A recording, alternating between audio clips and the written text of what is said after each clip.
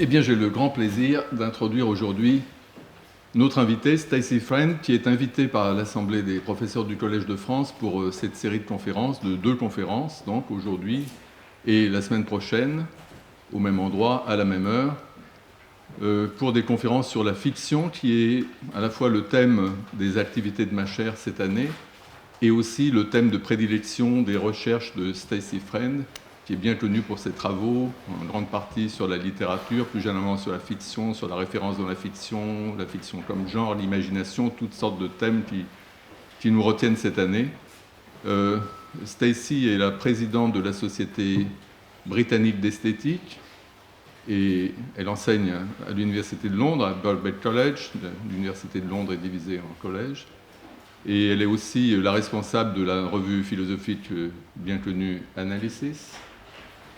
Et outre les conférences qu'elle va prononcer, dans ces conférences en anglais, ces 2 conférences en anglais sur la fiction et le monde qui commencent aujourd'hui, elle prononcera aussi, elle aura l'occasion d'intervenir à 2 reprises au Collège de France, et cette fois en français, à la fois dans le séminaire qui suit mon cours le vendredi après-midi, et son exposé, ça n'est pas demain, mais la semaine prochaine, et aussi dans une table ronde sur la fiction qui réunira un certain nombre d'intervenants, dont elle et aussi quelques professeurs du Collège de France et quelques personnalités extérieures, dont une table ronde sur les frontières de la fiction, et ça aura lieu le lundi 21 février, je crois, l'après-midi, dans l'amphi Marguerite de Navarre.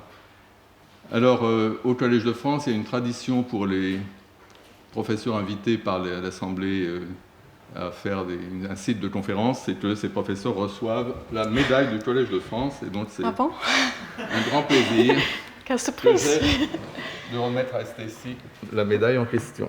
Mais merci. Merci François. Je ne te serre pas la main parce que c'est le Covid. Mais je donne la parole à Stacie. Merci. Avant de commencer, je voudrais m'excuser de donner ces conférences en anglais. Je parais plus intelligente en anglais, ça c'est la raison. Et je veux remercier l'Assemblée du Collège de France et en particulier le professeur François Recanati de m'avoir invité. And now I start in English. Right? Again, I'm very honored to be here, and I'd like to thank the Assembly of the Collège de France and also François Recanati for having invited me. So, as Professor Recanati said, in this lecture and next week, I'll be talking about the relationship between fiction and the world.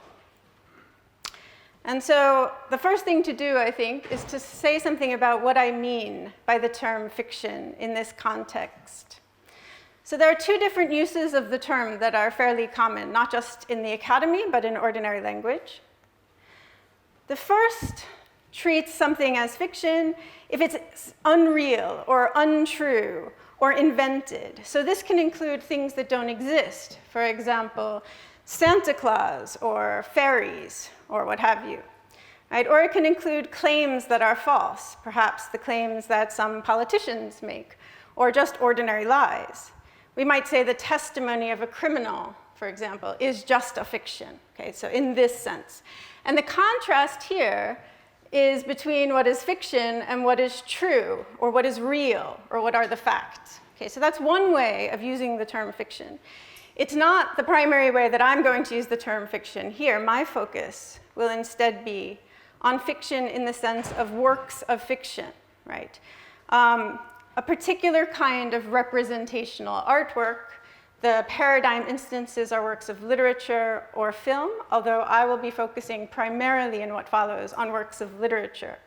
And the contrast here is not, as I will in fact be arguing, with what's real or true or factual, but with nonfiction, another genre of representational artworks, right? So that's the basic contrast that I'll be working with.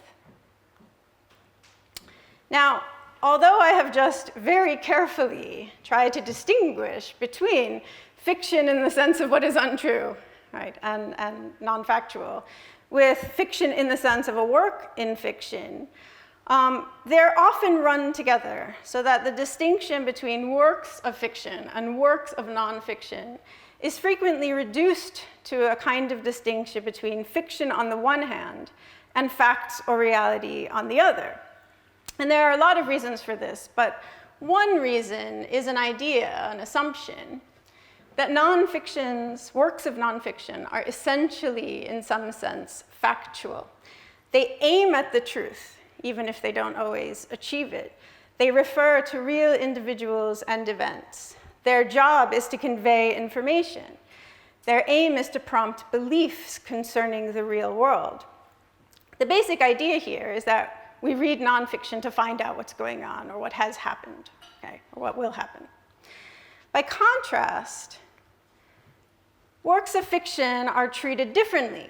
We think of them as entertaining us. They invite us to imagine what is unreal or non-existent or never happened. We don't look at them as sources of information.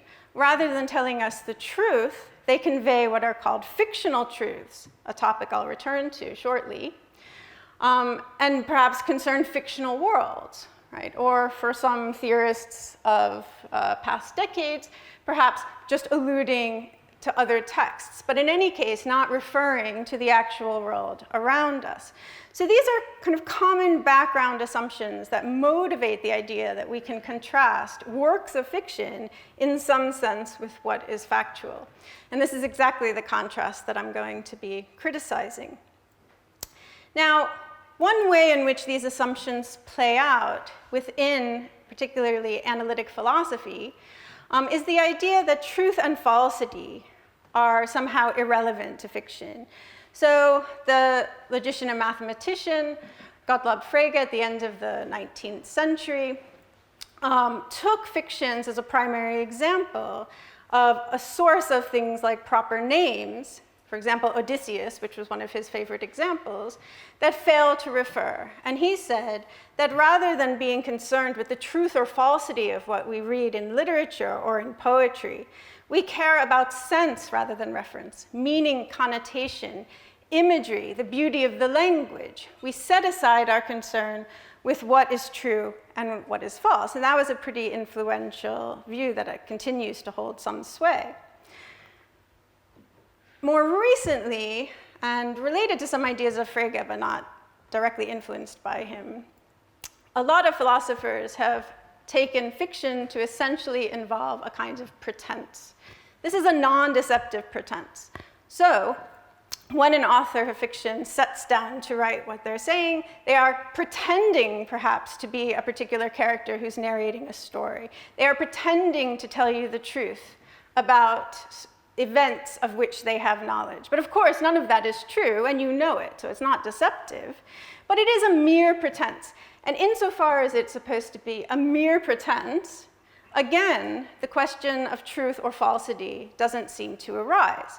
Because we know it's a pretense, we don't ask, is it true or is it false? Right? So that's one strand of thought that's developed from these assumptions. In a different domain, although related to analytic philosophy, there is an idea that fictions generate some kind of alternative world. So this idea emerges originally from the philosopher David Lewis, who discussed the idea of fiction and truth in fiction in terms of fiction at other worlds, what he called possible worlds. And this idea has had significant influence, particularly in the domain of narratology. Right? These are just a couple of examples of books about this topic. The idea is that fictions are not about the real world, except perhaps in a very indirect sense. Right? And it's not simply that talking about fictional worlds is a colorful way of talking about the ways the world might be, but actually, let's think, they say, of fictional worlds as other possible worlds, right? So these are worlds that are alternatives to our reality, ontologically the same kind of thing, right? Concrete alternative realities with their own populations and histories and events that are unfolding. And the idea is that fiction can be construed as giving us a certain kind of access, you might say, to these other possible worlds. In this way of thinking, the idea is also that when works of fiction might appear to be talking about real individuals and events, it's better to think of those as talking about counterparts of real individuals and events, occupants of these other worlds. So when you have a work like War and Peace, where you find out about Napoleon and Russia alongside the fictional characters, these are not really Napoleon or Russia. These are the occupants of these other worlds, counterparts of Napoleon and Russia. And so the idea behind this is that when we engage with fiction, we're getting a grip on some other world, right? The fictional world. Okay. And that means that we leave the real world behind when we appreciate fiction. Now, this is a very rough characterization of these kinds of views, which are far more subtle than I'm putting out, but that's a kind of general idea that I want to contest. If we adopt these approaches, right, if we don't think of works of fiction as being about the real world, if we think that truth and falsity are in some sense irrelevant to thinking about fiction, we face a variety of puzzles. And indeed, these are the puzzles that have exercised philosophers for some time. Right? What are fictions about? Right? What are fictional worlds? What really are possible worlds? Right? What could we be talking about there? Why do we criticize some works of fiction for misrepresentation? It's very common, particularly since the advent of the internet, when anyone can figure out what's gone wrong and what's inaccurate about any particular work, right? To discover that there is a great deal of criticism of works of literature, as well as films, for their inaccuracies and misrepresentations, in particular historical fictions that get basic facts wrong, that are anachronistic, works that are perhaps stereotypically racist or sexist in certain ways that we call out as being misguided. Okay. So what's the point of that kind of criticism if fictions are about other worlds that have nothing to do with this world? Now, I think I should note, and I'll come back to this point, that we don't always criticize works of fiction, obviously, for departing from the real world. And so the question is going to be, why do we do so in some cases and not in others? Why do we care about fictional characters and events? Right? After all, they're not real. They don't exist. Or they're only real in some other place. Okay? Why do we get emotionally involved in them? One of the great values of engaging with great works of literature is surely our emotional involvement with the characters. We care about what happens to them, or we would stop reading. And it's hard to explain that if these characters are nothing to do with us, as it were. And how do we learn from fiction? It looks like, and many theorists have claimed, that we can deepen our understanding, broaden our horizon, gain new perspectives, understand other people's experiences, right? These are claims that are frequently made about the cognitive value of engaging with fictional works. But it's a bit mysterious how that happens if these works don't have anything to do with the real world, can't be true or false, and so on. So these are the kinds of puzzles that arise when we start thinking that fiction is somehow severed from reality and the real world. And my view is that rather than trying to bridge that gap, we should deny it. We should just deny that fictions aren't about the real world and don't concern truth and falsity. So the picture that I want to put forward, as I just said, is that works of fiction, just like works of nonfiction, are about the real world, although they ask us to imagine the real world to be different in various respects than it actually is. And so the interesting thing about fiction is, what's the value of imagining the real world to be different in these respects? The idea, then, is that appreciation, or so I'll argue, requires attention to truth and falsity. We think of fictions, or I think we think of fictions as anchored in the real world, with interesting questions about how far they depart along various dimensions, but always still coming back to that real world grounding. Now, I don't deny that we contrast fictional worlds with the real world. We say, in the world of this fiction, such and such occurs. Right? I just say that that's a colorful way of saying something about the same world. These are different ways of thinking about the same world at the end of the day. So today I'm going to defend this picture, right?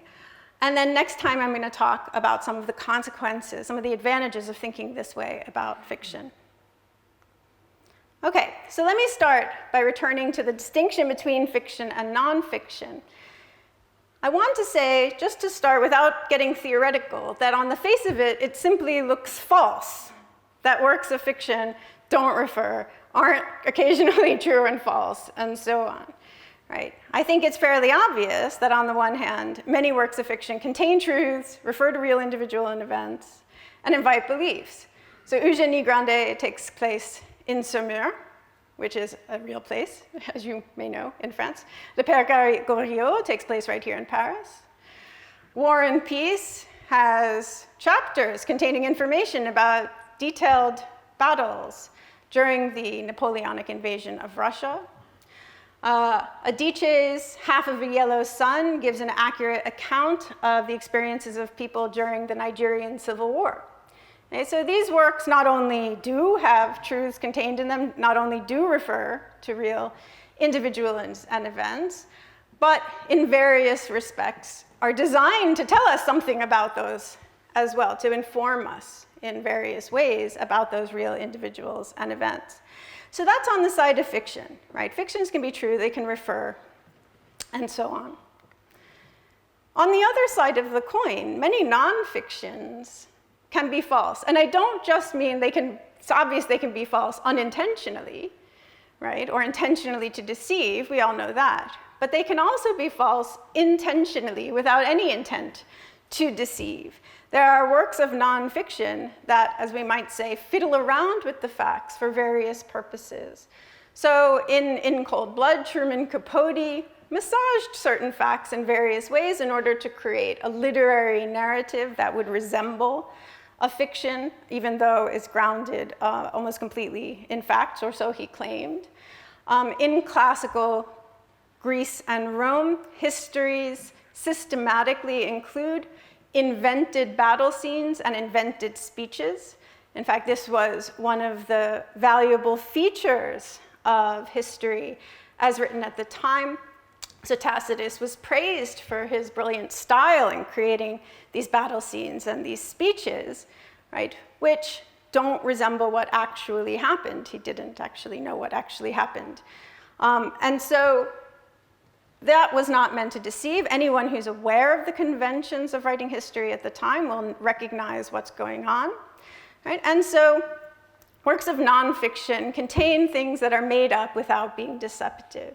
So we can't distinguish fiction and nonfiction just in those kinds of terms, in terms of intentional truth or falsity. Now, this doesn't mean, as some people have concluded, that the difference between fiction and nonfiction is unimportant.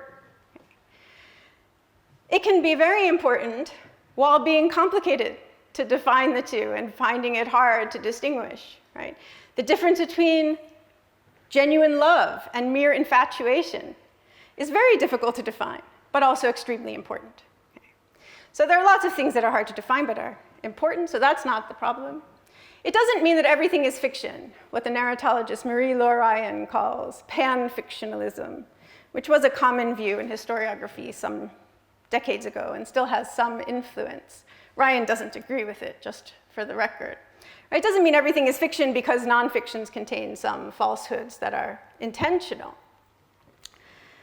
Instead, it just means that the contrast is complicated, right? It's a question of defining different genres. And for anyone who's thought about differences among literary genres, that's a complicated question involving many factors. Okay. Now,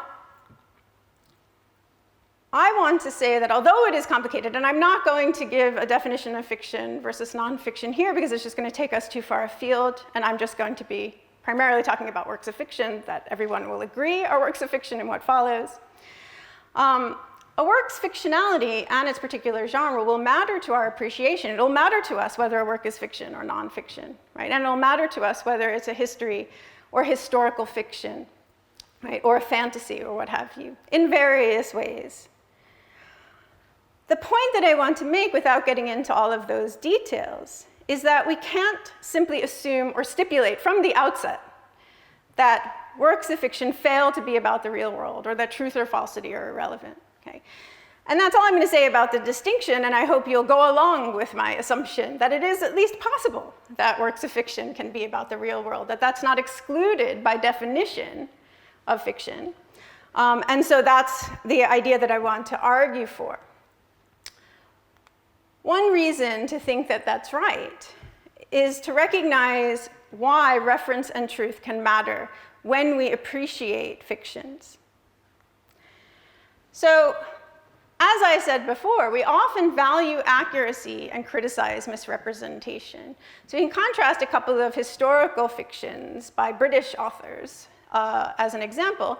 Hilary Mantel's Wolf Hall, as well as the subsequent novels in her trilogy, is widely praised for the phenomenal degree of research that she undertook in order to get the details of life in Tudor times, particularly pertaining to the life of Thomas Cromwell, which is the subject of the novels, to get them accurate. She spent 5 years researching the details to the extent that no character is in a location that they couldn't have been, given the locations we know they were at other times, for example. So it's that level of accuracy.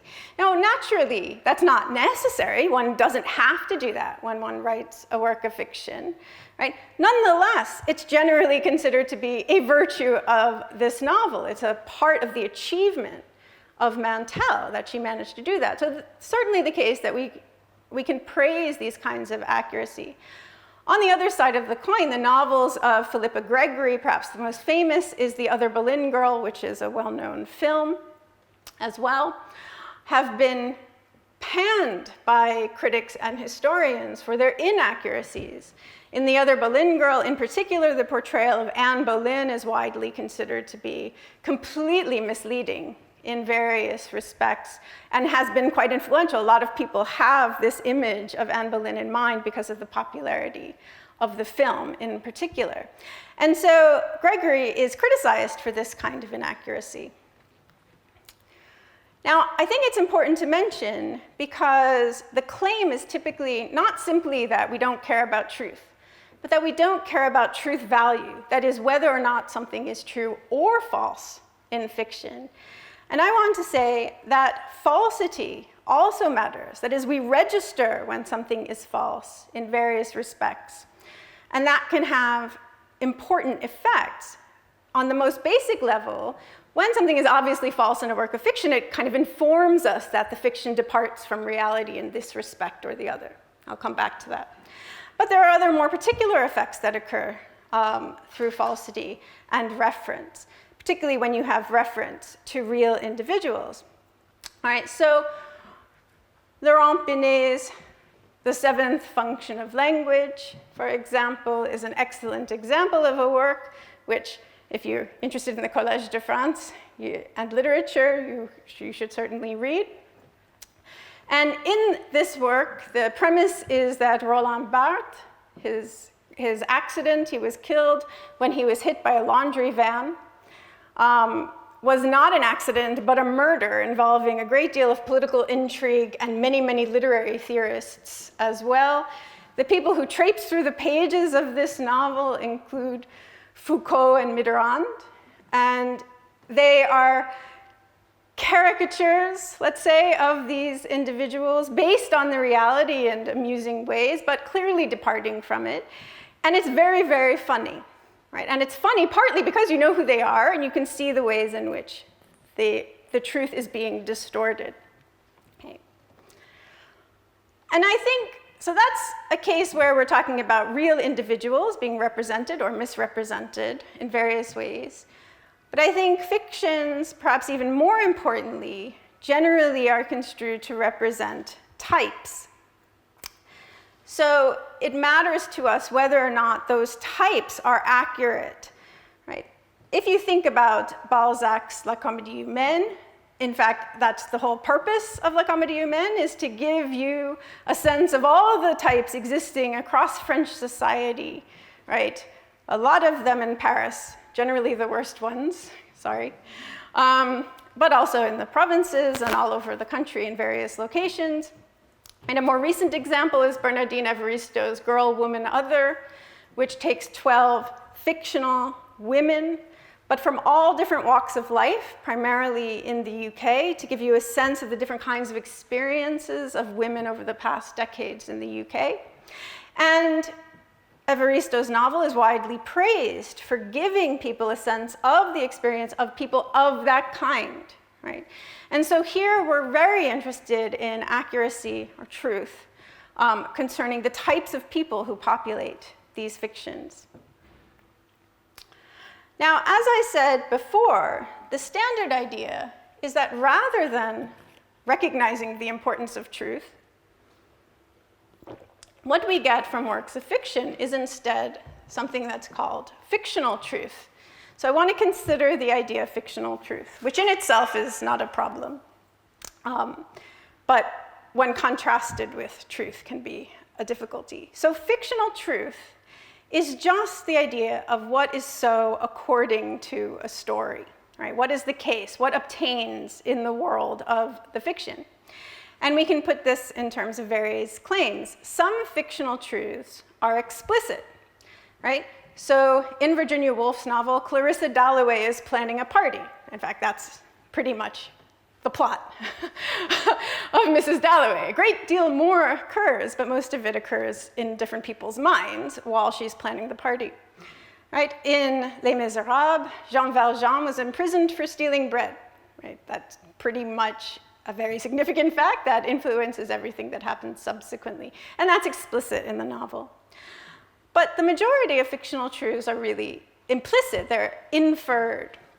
So in Chinua Achebe's Things Fall Apart, the main character, Okonkwo, feels guilty about killing his adopted son, Ikemefuma. And he never says so. He himself doesn't acknowledge it. No one ever talks about it. But you infer it from your knowledge of ordinary human behavior and what happens to him after, right? If you read Lolita, you should infer that Humbert is deceptive. So when he tells you that Lolita seduced him willingly, you should take that with a very large grain of salt, right? That is not actually the case. And so we're given an explicit text, but we make inferences that go beyond the text and sometimes contradict what's actually explicit. So that's the idea of fictional truth. Now, critics are typically interested in controversial claims about fictional truth, the kind that lead to debates about interpretation. Why does Hamlet hesitate to kill Claudius, right? The amount of ink spilt on this question is very large. Who is Godot? Why are Vladimir and Estragon waiting for him? Or it, or whatever Godot turns out to be. Is Hercule Poirot correct in his conclusion that Dr. Shepard murdered Roger Ackroyd in the Agatha Christie novel? Or should we buy into the alternative solution offered by the critic Pierre Bayard in Qui a tué Roger Ackroyd, which, if you like Christie, you should also read. I'm a list of recommendations. Okay. Now, by contrast, philosophers are more interested in the boring, uncontroversial fictional truths. This is one of the reasons that people who are interested in literature read some things that philosophers say and cannot believe the amount of time we're spending on claims like, coming from David Lewis, Sherlock Holmes does not have a third nostril and never visited the moons of Saturn. Now, why are philosophers so interested in these uncontroversial fictional truths? Well, precisely because they are so uncontroversial. Precisely because we all agree. It's obvious, right? It is absolutely obvious, although nothing in the Sherlock Holmes stories explicitly says anything about this, but it is obvious to us that that's the case, that obtains in the story. But why are we so sure? What is it that we've latched onto that makes us so confident, right, that this is the case? So in the cases when we are confident, what is justifying that? Philosophers focusing on this issue ask two questions about fictional truth. The first is, what does it mean to say that something is fictionally true? And I am now, henceforth, going to replace that term with a different one that I prefer. I'm going to ask, what is storified? And my reason for doing that is that there's no good reason to think that what is fictionally true is any kind of truth. Right? And we want to distinguish between what is true in the sense of true in the real world and what obtains in a fiction, which I'll call what is storified. So what does it mean to say that something is storified or isn't? And the other question they ask is how we determine what is storified, at least in the cases that we can determine this, right? This is often asked following the philosopher Kendall Walton by asking, what are the principles of generation for fictional truth? What are the rules that take us from what is explicit to the rest of what obtains in a story?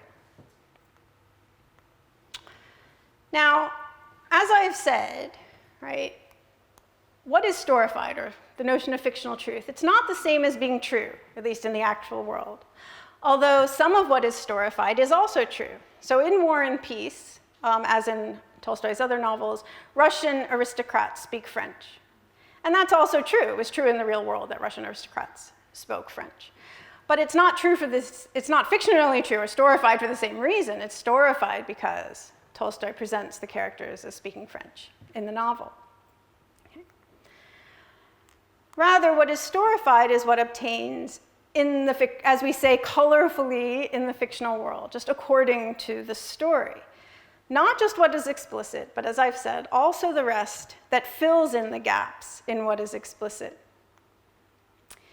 Now, we can take this literally. After all, when we fill in those gaps, we think of the fictional characters and events as existing beyond the page in some sense. There's more to them than what we're told, or so at least it seems to us.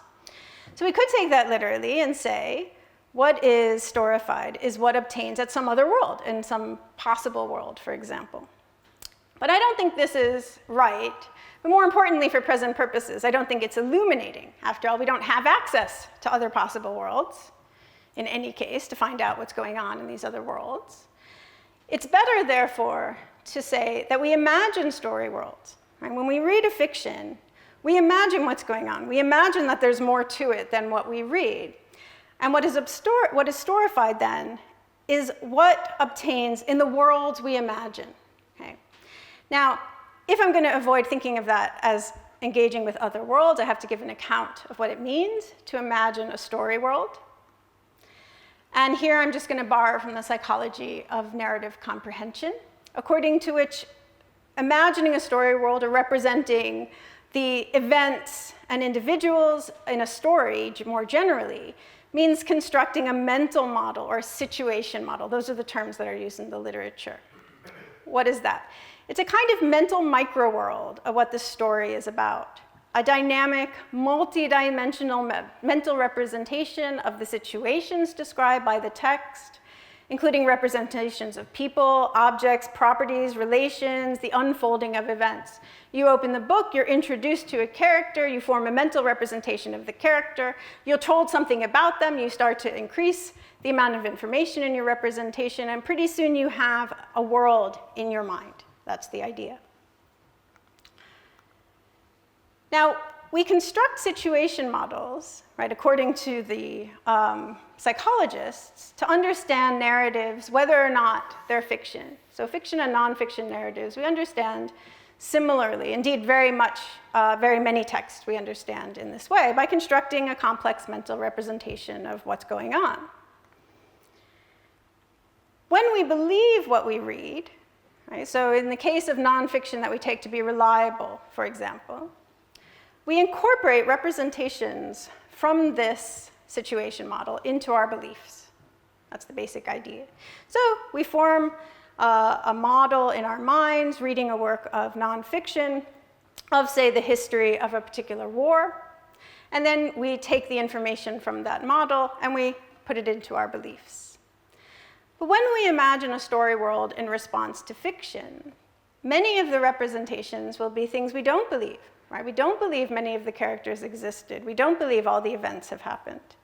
And in that case, the representations will remain compartmentalized within the model.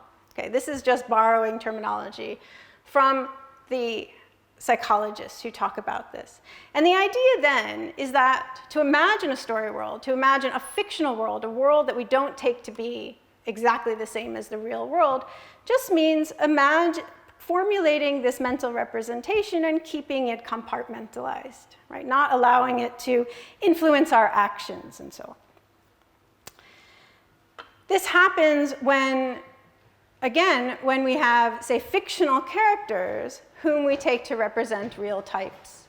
So when I read the Evaristo novel and I take the character Ama to be a representative of a black woman in London trying to succeed in the theater, that's what she's doing, right? I compartmentalize the information about the specifics of Ama's life, right? But I may incorporate all kinds of information about the theater world in London and the difficulties faced by people like Ama. Okay, so that's just how we traffic when we imagine story worlds. So the question then is going to be, how do we fill in the story world that we imagine? How do we fill in those gaps in order to understand the story and represent what's going on? So filling in the gaps requires background knowledge. And I want to say that the most basic knowledge that it requires is just going to be ordinary background knowledge of the facts. So here's an illustration from the early days of artificial intelligence research. Okay, so this was a program called Tailspin that was supposed to generate stories along the lines of Aesop's fables. And it was given the first few sentences of a story and told to continue. Okay? The bolded sentence is the continuation. The story begins. One day, Joe Bear was hungry. He asked his friend Irving Bird where some honey was. Irving told him there was a beehive in the oak tree. Okay? And the computer came up with, Joe threatened to hit Irving if he didn't tell him where some honey was. So the programmers entered the information that beehives contain honey, which was obviously missing in the first version. And then the program gave this sentence, Joe walked to the oak tree. He ate the beehive. Okay. Now, you could spend literally years attempting to program a computer by inserting all of the background information that's clearly required to understand the most basic events that occur in a story. This is just an illustration of how basic is our reliance on what is actually the case in order to understand stories.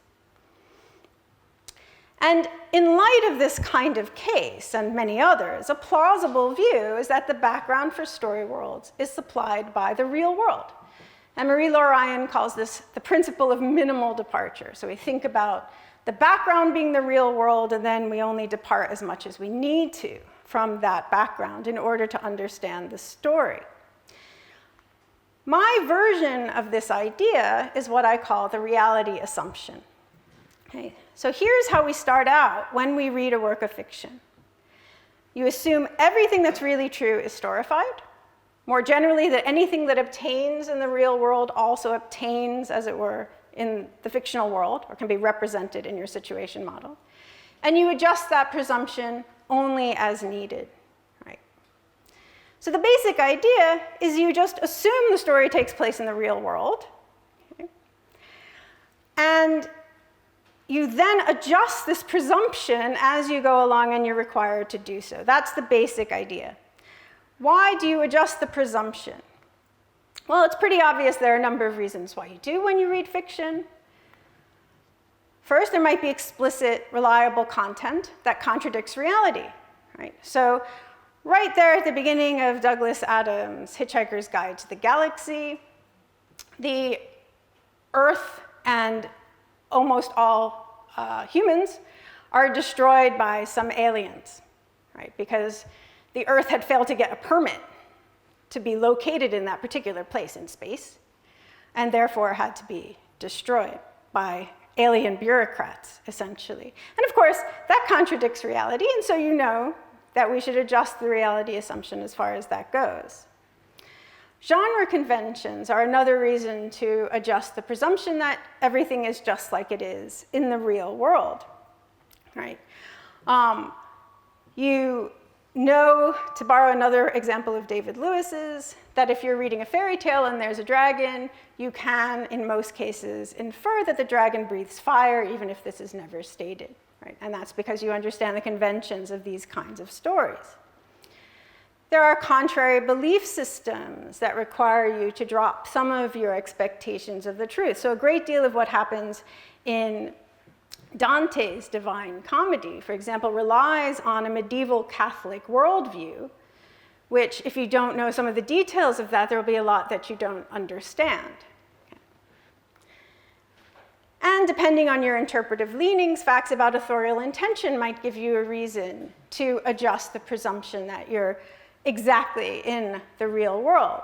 Right? So Henry James's The Turn of the Screw was intended by James to be a ghost story. Later critics like Ernest Jones argue that there was a Freudian interpretation according to which the narrator is actually sexually repressed and therefore delusional, so there are no real ghosts in the story. Now, the delusional interpretation is closer to reality on the assumption that there are no ghosts. Okay? But if you go by James's intention, treat it as a ghost story, okay, that's a reason to adjust the presumption. The important point that I want to make is that we assume that whatever other aspects of reality remain consistent with what you've adjusted remain the case, and we rely on that in making further inferences. That is, we don't ever drop the assumption that everything else remains the same. And Hitchhiker's Guide to the Galaxy is a really good example. You have to throw out the laws of physics in Hitchhiker's Guide to the Galaxy because they clearly do not obtain. But you don't throw out the laws of psychology. The story would be incomprehensible if you didn't assume that not only the human characters, but actually the aliens all have desires and goals and beliefs and fall in love and do all of these kinds of things. In fact, the story is very mundane psychologically. Right? So you retain the assumption that the world of the story, no matter how different in various respects, remains the same as in the real world in other respects. And you use that to make these inferences. Now, the reality assumption doesn't tell us how to make the inferences. It's compatible with lots of different ways of interpreting things. Okay? It just says that by default, we are, from the start, invited to represent, as part of the story world we imagine, anything that obtains in the real world that isn't excluded by the explicit content, the genre, authorial intention, and whatever interpretive assumptions that you're making. It's a kind of bias in favor of reality. That's the idea. Now, when we exclude any such representations, that's when we exclude, say, the laws of physics from Hitchhiker's Guide to the Galaxy. The rejection of those representations will, as I put it, be localized and by domain. Okay? That means, for example, that when we exclude facts about the laws of physics, when we're dealing with Hitchhiker's Guide to the Galaxy, right, that doesn't just mean anything goes. You might think it means anything goes. After all, there are contradictions in Hitchhiker's Guide to the Galaxy. You can eat at a restaurant and watch the universe collapse and regenerate from the window. So you might think anything goes in that world, but no. Actually, we stick to assuming the psychological laws are the same. We stick to assuming that people walk in the same way and so on. Okay? So those exclusions are localized. And similarly, when we read a fiction that introduces fictional characters, like, say, Ivan Denisovich in Solzhenitsyn's novel, right, we therefore exclude ordinary facts about who exists. We know that we're going to have to expect that there are people and events in this world that are different from the ones in reality. Okay? But we still don't exclude facts about the types of people and the types of events, the types of institutions. Right? The whole point of Solzhenitsyn's novel is to give us a fictional character, Ivan Denisovich, who experiences his day, which gives us a sense of the ordinary circumstances, I've said that, the ordinary circumstances of prisoners in the Gulag. So no actual prisoner has experienced all these things in one day, but actual prisoners have experienced all these things at some point. That's the idea. And so even though we recognize that the people in the novel aren't the same as the real people who exist, we nonetheless take ourselves to be dealing with real types. And therefore, if you know something about the Soviet Gulag system, you bring that to bear in understanding the story, and you incorporate information from the story into your beliefs. Okay. Now, there's a lot of empirical evidence in psychology that we operate with something like the reality assumption, that we operate when we understand fictions by assuming that we're dealing with the real world. I'm not going to get into detail. I'd be happy to tell people about this in more detail at some point. So there are studies that show that readers automatically use prior knowledge to make emotional and spatial inferences, where the capacity to do this is independent of other cognitive abilities. So for example, people can tell how a character is feeling. They make this inference very automatically, even if they have poor reading comprehension in other respects, or they have good reading comprehension, or what have you, or they're native speakers, or they're not native speakers. They all make this inference automatically just based on their ordinary knowledge of how humans feel in certain situations. Other studies show that readers take unrelated facts about the real world to obtain in fictional worlds. So Dina Skolnick-Weisberg and Joshua Goodstein ran a study in which they presented people with different stories, and then they gave them a list of truths about the real world and asked them which of them were also the case in these fictional worlds. And by and large, readers took ordinary facts about the real world to be true in the fictional world, even when they had nothing to do with the story. For example, mathematical facts were thought to be true in all the fictions and so on. And it also is the case that when you change the background assumptions of a story sufficiently, readers have enormous difficulty comprehending the most basic facts about the plot. So in this study by Gresser and colleagues, they used the novel Einstein's Dreams, in which in different chapters, Einstein dreams that time operates in a different way from the way that it does. For example, going in a circle or going backwards. And they found that readers couldn't understand what was going on in the story when that background assumption was shifted significantly, right? Or at least they had a great deal of difficulty. Okay. Now, the reality assumption, right, which is the claim I'm defending in order to motivate the idea that the real world is our grounding for fiction, might gain some empirical support from these kinds of studies and from the intuitive motivations I've tried to give. So let's suppose that readers do rely subconsciously on the reality assumption when they fill in the gaps to understand a story. It doesn't follow that they should do this.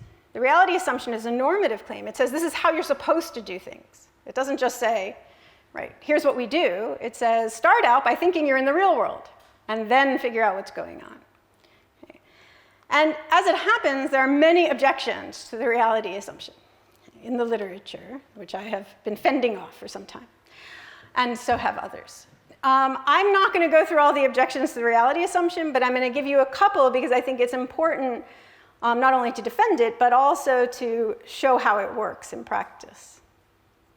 Right, so one objection is that the reality assumption looks like it only makes sense for realistic fictions, right? Fictions which arguably are obviously set in some sense in the real world. But if you have an unrealistic story, the departures from the reality assumption, the number of adjustments you'll have to make, will be so pervasive that it isn't really a useful way of thinking. Perhaps then, prior to reading a work of fiction, we should just assume that anything at all can be true, right? Start out with a blank slate. Think to yourself, I have no idea what's going to come. Okay, don't start with the real world background and all that. Just see what happens. Okay. I don't think that this is at all plausible. And the reason is that genre conventions, although they can tell us very specific ways in which works depart from the truth, they're too limited in scope to generate most of what is storified. So I'll just give you an example from the Grimm's fairy tale, The Frog Prince. So at the beginning of The Frog Prince, a princess loses her golden ball down a well. The frog offers to get it back for her in exchange for a kiss. Okay? He does obtain the ball, but then she runs away, and many antics ensue as a consequence of these events. Okay. This is an unrealistic world, I take it, in which frogs speak and so on, and then eventually turn out to be princes. However, readers have no difficulty understanding, one, why can't the princess get the ball? Why can a frog get the ball? Why doesn't the princess want to kiss the frog? Right? All of these basic facts are essential to understanding the plot, and there's no version in which any of the inferences are made explicit. Okay, so even in this unrealistic story world, you're making inferences all the time based on what you know is true. Perhaps the biggest objection to the reality assumption, however, is that it storifies too many things that are irrelevant. Every story is going to include vast collections of remote facts, unknown to the author, apparently immaterial to the narrative, right? So as long as nothing about the story excludes these domains, those things will obtain. So for example, it will be storified in Candide that 150 years after the events of the novel, there was a big earthquake in San Francisco. That was in the year 1906, which destroyed San Francisco. It will also be storified in Candide that the Higgs boson bestows mass on other subatomic particles. Right? Why? Because it does, and nothing in Candide excludes those kinds of facts. And needless to say, neither Voltaire nor his intended audience could have had any idea about these kinds of facts. Now, in reply to this worry, I will say a couple of things. The first is that we're not mandated to imagine everything that is storified, right? It's storified in Candide, that Candide, Pangloss, and all the other characters have internal organs, that they breathe oxygen, that gravity keeps them on the ground. Okay? You don't have to think about that to appreciate the novel, but nonetheless, it is storified that that's the case. To say that something is storified is simply to say that it's available if you need it in order to make inferences to understand what's going on and to appreciate the story. It doesn't mean that you have to think about it explicitly. Those who want to restrict the notion of what is storified try to get it to be something that's relevant, right? Intuitively, facts about the Higgs boson are simply irrelevant to Candide, and therefore, we want to exclude them from what's storified. Now, it is notoriously difficult here and in very many other areas to articulate what it means to be relevant. The usual way of trying to do this is in terms of the actual author or an implied author's intentions or beliefs, or what we assume to be intentions and beliefs that they might have had. The idea being that we take what is storified to be what the author or implied author is trying to get across to us, like a situation of communication. But I don't think that this works. Okay. First, we can't know in advance what truths might be relevant to appreciating a work of fiction. Right? In chapter 5 of Candide, Voltaire describes the aftermath of the 1755 Lisbon earthquake. It's a very vivid scene, it's a real earthquake, and it's accurately described. That the Lisbon earthquake was followed by many more devastating earthquakes, like the 1906 earthquake in San Francisco, which is often compared to the Lisbon earthquake, is relevant, I think, to appreciating Voltaire's argument in Candide, namely that this is not the best of all possible worlds. It's not like the 1755 earthquake was a one-off. Okay. Even though, obviously, Voltaire or reconstructed Voltaire couldn't have known. In addition, restricting what is storified to what could have been intended or believed by an author closes off interpretive options, I think.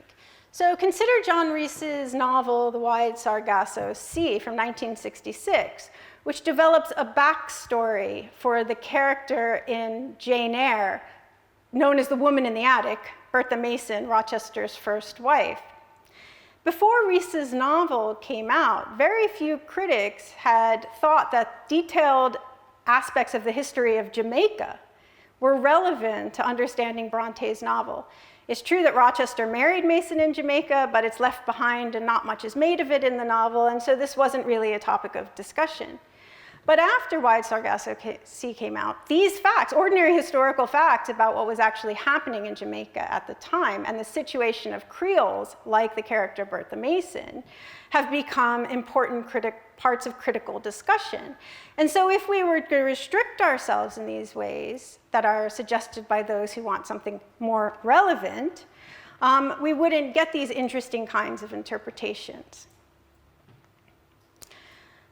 Okay, so those are my replies to the objections, and now I just want to wrap up by returning to this question that I raised earlier about our patterns of criticism, right?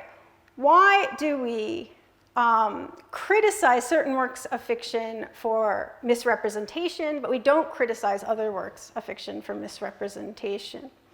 Okay, so as I said, we criticize Philippa Gregory's The Other Boleyn Girl. Why does this novel get so much bad press when other works of fiction depart from the historical record significantly more, right? Philip Roth's The Plot Against America imagines that Charles Lindbergh, the aviator, won the 1940 American election instead of Franklin Delano Roosevelt, as a consequence of which the US never entered World War II, the Axis powers won, anti-Semitism and persecution spreads across the US, et cetera, all these consequences from this counterfactual assumption. Nobody criticizes Roth, right, for completely changing what actually happened in the novel. And I think that the reason is straightforward in light of what I've said before, right? The counterfactual elements of The Plot Against America fall outside of the scope of the reality assumption. We can see that the domain of the historical events subsequent to 1940 are excluded from what actually happened. Okay? We're not supposed to imagine those to be what really is true. By contrast, for good reasons that I can't get into now, we treat Gregory as trying to give us a picture of the real situation, the real personalities and events that happened during Tudor times, in particular with Anne Boleyn. And so we criticize her because we think that that remains within the scope of the reality assumption. And you can see the same thing happening within a single work, like Oliver Twist and Charles Dickens. So Dickens is praised, right, for telling us about the poor. He motivated a great deal of good works in Victorian times to help the poor and to help orphans, like Oliver Twist, right? But he's criticized, and he was criticized at the time for his stereotypical portrayal of the character Fagin, frequently called the Jew in the work, and whose bad features are typically associated with that ethnicity. Okay. And so I think that these patterns of criticism are explained by the fact that we start out, we assume it's the real world, and in some cases we adjust, and then we don't criticize. But in other cases we don't adjust because we recognize it's supposed to be accurate. And we do criticize. So just to conclude, I think we have a good reason to take the reality assumption to specify the default place where we are when we interpret a work of fiction. We start out with the real world.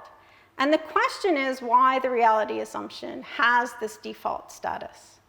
And my answer is because we just take fictions to be about the real world. It's the natural place to start. We assume we're in the real world when we open the book.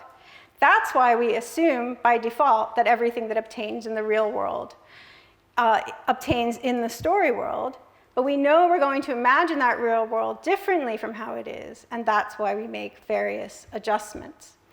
So next time, I'm going to say something about why this explanation helps us understand why we care about fiction. So that's to come. Thank you.